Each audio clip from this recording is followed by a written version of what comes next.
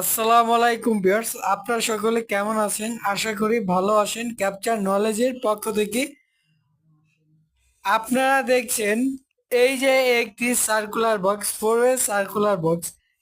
এটির নিচে একটি কলা গাছ দেওয়া আছে যাতে ঢালাই ওই সার্কুলার বক্সটিতে যেত ড্যামেজ না করে। আর এখানে যেটা দেখছেন ড্রপগুলো বিমের সাথে সংযুক্ত করা আছে, কিন্তু এখানে 5 ইঞ্চি দেয়ালের একটি গাঁথনি হবে।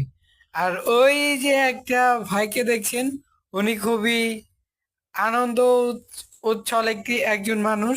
উনি কাজকে আন্তরিকভাবে করে এবং কাজের যাই হোক, আমাদের আলোচনায় আমরা ফিরে আসি।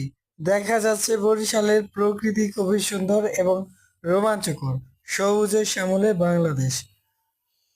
এই যে ওয়ারিং গুলো দেখছেন, এটা খুবই দেখতে সহজ মনে হচ্ছে, আসলে এগুলো করতে গেলে পাইপটা ফেলতে গেলে খুবই কষ্টসাধ্যের ব্যাপার। কিন্তু ধৈর্য ধরে পাইপ ফিটিং গুলো করলে খুবই ভালো হয় এবং সৌন্দর্য বৃদ্ধির জন্য এই যে কি সুন্দর একটি পাকা করে দিয়েছে যাতে বাড়িটির ভারসাম্য থাকে। এবং আমি ওপারে চলে যাচ্ছি। এই যে সুন্দর দৃশ্যগুলো দেখছেন আপনারা, এই প্রকৃতির সাথে এই বাড়িটির স্থান খুবই রোমাঞ্চকর।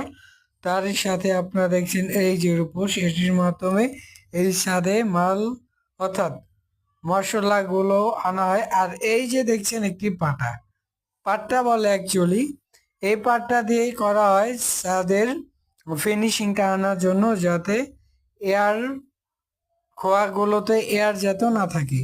এর ফলে হবে কি, ছাদের ফিনিশিংটার সাথে সাথে প্রত্যেকটি কোনা কানিচে মাল মেডিসিন অর্থাৎ মশলাগুলো বসে যাবে। এতে স্বাদটা খুবই সুন্দর এবং মসৃণ হবে। এটা হচ্ছে রূপস, এর মাধ্যমে মালগুলো উপরে ওঠানো হয়। তার সাথে এটি খুবই কাজগুলো সহজ করে দেয়। এখন আপনাদেরকে দেখাচ্ছি, এটা লাঞ্চের সময় যাচ্ছে ওনাদের। আর ওই যে ওই ভাইটা, উনি খুবই আন্তরিক, উনি ওই কাজগুলো নিজ দায়িত্বে সঠিকভাবে করে থাকি। আশা করি আপনারা এই ভিডিওটি থেকে অনেক কিছু জানতে এবং বুঝতে পারছেন।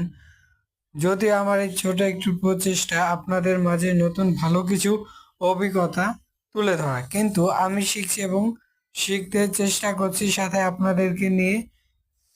এই এই সময় এই ভিডিওগুলো করছি যাতে আপনাদের আগ্রহ এবং